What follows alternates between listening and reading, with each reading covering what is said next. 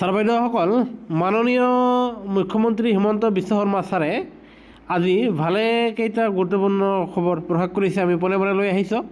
ইয়াত চাব, প্ৰথমতে বহুকেইখন গুৰুত্বপূৰ্ণ বৈঠকেৰে মুখ্যমন্ত্ৰী হিচাপে দ্বিতীয় কাৰ্যকালৰ আজি দ্বিতীয়টো দিন, আৰু য'ত তেখেতে কৈছে অসমৰ সৰ্বাংগীন বিকাশক গুৰুত্ব প্ৰদান কৰি আমি বহুকেইখন বৈঠকত অধ্যক্ষতা কৰাৰ লগতে ভিন্ন খণ্ডৰ কাম কাজৰ পৰ্যালোচনা কৰোঁ, য'ত প্ৰথমটো ইয়াতে লোৱা হৈছে পৰ্যাপ্ত বিদ্যুৎ যোগান নিশ্চিতকৰণ। বিগত বছৰত অসমৰ সৰ্বোচ্চ বিদ্যুতৰ চাহিদা আছিল ২,৯৫০ মেগাৱাট। এইবেলি গৰমৰ দিনত ই ৩,১০০ মেগাৱাট স্পৰ্শ কৰিব বুলি আশা কৰা হৈছে। আমি এই চাহিদা পূৰণ কৰিবলৈ পৰ্যাপ্তভাৱে সাজু হৈছোঁ। এই সন্দৰ্ভত আজি তিনিওটা মূল শক্তি বিতৰণ প্ৰতিষ্ঠানক কঠোৰভাৱে বিষয়টি নিশ্চিত কৰিবলৈ নিৰ্দেশনা প্ৰদান কৰা হৈছে। অসমত বিদ্যুতৰ পৰিমাণ ছাৰপ্লাছ হৈ থকাটো নিশ্চিত কৰিবলৈ চলিত তাপীয়, সৌৰ আৰু পাম সংৰক্ষণ বিদ্যুৎ প্ৰকল্পৰ অগ্ৰগতিৰ পৰ্যালোচনা কৰক।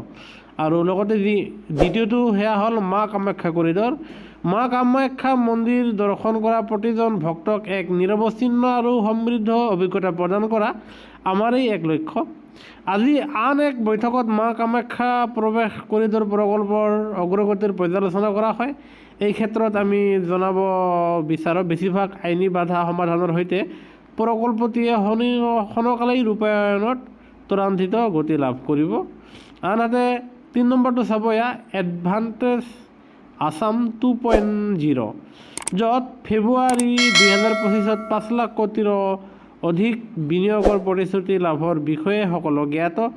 আজি এই প্ৰকল্পসমূহৰ বৰ্তমানৰ স্থিতি পৰ্যালোচনা কৰি জনাবলৈ পাই সুখী যে এই বিনিয়োগৰ প্ৰতিশ্ৰুতিৰে ৬০% ইতিমধ্যে উন্নত পৰ্যায়ত আছে। ইতিমধ্যে বহুকেইটা বিনিয়োগ প্ৰতিশ্ৰুতি কাৰ্যকৰীকৰণ হৈছে। প্ৰসংগতিৰ প্ৰতি লক্ষ্য ৰাখি কাৰ্যকৰীকৰণ অধিক দ্ৰুতগতিত কৰিবলৈ আজি নিৰ্দেশনা প্ৰদান কৰা হৈছে। সামগ্ৰিকভাৱে বিনিয়োগসমূহ সম্পূৰ্ণ বাস্তৱায়িত কৰাৰ স্বাৰ্থত আহিব লগা মাহত ব্যক্তিগতভাৱে উদ্যোগপতি আৰু ইয়াৰ সৈতে অংশীদাৰসকলৰ সৈতে বাৰ্তালাপত মিলিত হোৱাৰ পৰিকল্পনা কৰিছোঁ।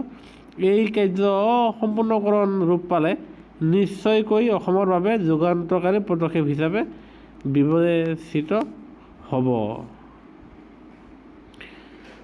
লগতে মাননীয় মুখ্যমন্ত্ৰী মহোদয়ে আন এটা কথা জনাইছে, চাব স্ক্ৰীনত।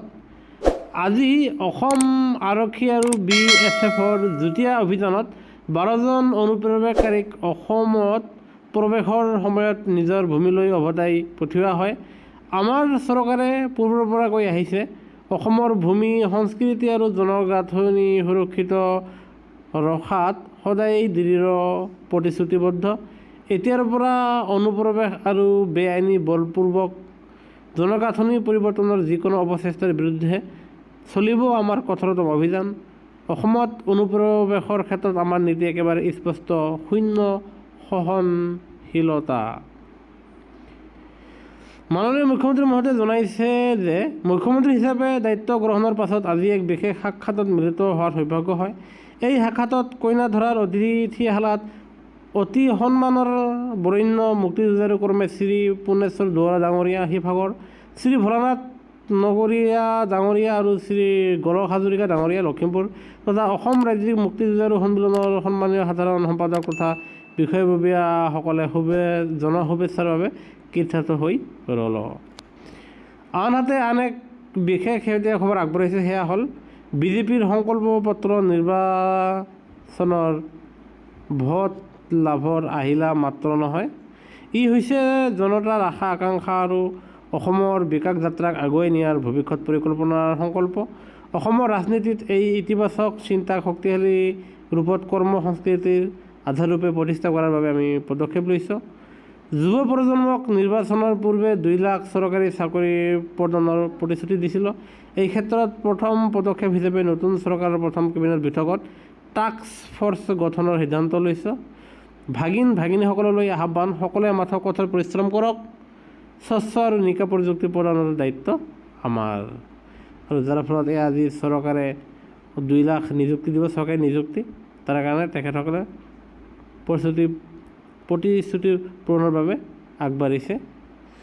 ছাৰ বাইদেউসকল আন এটা খবৰলৈ আহিছোঁ, এয়া চাব NDA 3.0 অসম কেবিনেট, য'ত কোৱা হৈছে মাননীয় প্ৰধানমন্ত্ৰীৰ আহ্বানৰ প্ৰতি সঁহাৰি জনাই চৰকাৰৰ মিতব্যয়ী ব্যৱস্থা, য'ত সৰ্বমাননীয় ৰাজ্যপাল লগতে মুখ্যমন্ত্ৰী লগতে মন্ত্ৰী আৰু চৰকাৰী বিষয়াৰ কনভয়ৰ আকাৰ হ্ৰাস কৰা হ'ব। দ্বিতীয়তে চৰকাৰী ইন্ধনৰ ব্যৱহাৰ 20% হ্ৰাস কৰা হ'ব। আনহাতে 3 নম্বৰে চিকিৎসাজনিত অৱস্থাৰ বাহিৰে মন্ত্ৰী বিষয়াসকলৰ বিদেশ ভ্ৰমণ চৰকাৰী আৰু ব্যক্তিগত স্থগিত কৰা হ'ব। আনহাতে চতুৰ্থতে অহা 6 মাহলৈ চৰকাৰৰ দ্বাৰা নতুন গাড়ী বা বিদেশী সামগ্ৰী ক্ৰয়ত নিষেধাৰোপ। 5 নম্বৰে অহা 6 মাহলৈ কোনো আলোচনা চক্ৰ অনুষ্ঠিত কৰা নহ'ব, ভাৰ্চুৱেল মাধ্যমৰ আয়োজনত বাধা নাই। আনহাতে ষষ্ঠতে প্ৰয়োজন সাপেক্ষে চৰকাৰে কেৱল বৈদ্যুতিক বাহন ভাড়ালৈ ল'ব আৰু পুৰণি বাহন স্ক্ৰেপ কৰাৰ প্ৰক্ৰিয়া দ্ৰুত কৰা হ'ব। ঠিক তেনেদৰে যি আন এটা সিদ্ধান্ত লৈছে সেয়া হ'ল সম নাগৰিক সংহিতা অসম 2026 বিধেয়ক অসমৰ সকলো বাসিন্দাৰ বাবে অনুসূচিত জনজাতি আৰু আদিবাসী সম্প্ৰদায়ৰ বাহিৰে বিবাহ বিচ্ছেদ উত্তৰাধিকাৰ লিভ ইন সম্পৰ্ক আৰু সংশ্লিষ্ট বিষয়সমূহত একক আৰু সমান আইনী ব্যৱস্থা প্ৰৱৰ্তন কৰিব। এই বিধেয়কে ধৰ্মভিত্তিক ব্যক্তিগত আইনসমূহৰ পৰিৱৰ্তে এক সামূহিক আইনী পৰিকাঠামো গঢ়ি তুলি সমতা স্বচ্ছতা আৰু ন্যায় নিশ্চিত কৰিব। আনহাতে 16 সংখ্যক অসম বিধানসভাৰ প্ৰথম অধিৱেশনত উত্থাপনৰ উদ্দেশ্যে সম নাগৰিক সংহিতা অসম 2026 বিধেয়কৰ খচৰা আজিৰ কেবিনেটে অনুমোদন জনায়। ইয়াৰ লগতে আন এটা গুৰুত্বপূৰ্ণ সিদ্ধান্ত সেয়া হ'ল, এয়া আপোনালোকে চাব অসম কেবিনেট NDA 3.0 অধীনত সুধা কণ্ঠৰ ঐতিহ্যক সহস্ৰ উদযাপন হয়। ছাত্ৰসকল ডক্টৰ ভূপেন হাজৰিকাৰ জন্ম শতবাৰ্ষিকী উদযাপনৰ সামৰণি অনুষ্ঠান নতুন দিল্লীৰ ভাৰত মণ্ডপত আড়ম্বৰপূৰ্ণভাৱে আয়োজন কৰাৰ বাবে কেবিনেটে অনুমোদন জনাইছে। গুৱাহাটীৰ শ্ৰীমন্ত শংকৰদেৱ কলাক্ষেত্ৰত ডক্টৰ ভূপেন হাজৰিকাৰ স্মৃতিত 32 কোটি টকা ব্যয়েৰে আধুনিক সুবিধাসমূহ এখন অত্যাধুনিক সংগ্ৰহালয় নিৰ্মাণৰ বাবে কেবিনেটৰ অনুমোদন। আনহাতে ইতিমধ্যে মাননীয় মুখ্যমন্ত্ৰী মহোদয়ে নতুন নিযুক্তিৰ কাৰণে 2 লাখ নিযুক্তিৰ কাৰণে বিভাগলৈ জাননী পঠাইছে, যাতে খালী থকা পষ্টসমূহৰ আপডেট অতি শীঘ্ৰে দিবৰ কাৰণে জনাইছে। লগতে আন এক ভাল খবৰ সেয়া হ'ল অসম সন্তান ৰিয়ান পৰাগলৈ আৰু ৰিয়ান পৰাগৰে ত্ৰিদেশীয় শৃংখলাৰ বাবে ভাৰতীয় দলৰ উপ অধিনায়ক হিচাপে স্থান লাভ কৰিছে। আৰু সেয়েহে এই আছিল বিশেষ খবৰ। সেয়েহে কৰ্মচাৰী পেঞ্চনৰ প্ৰতিটো খবৰ বাবে আমাৰ চেনেলটো নিশ্চয় ছাবস্ক্ৰাইব কৰিবলৈ নাপাহৰিব। ধন্যবাদ।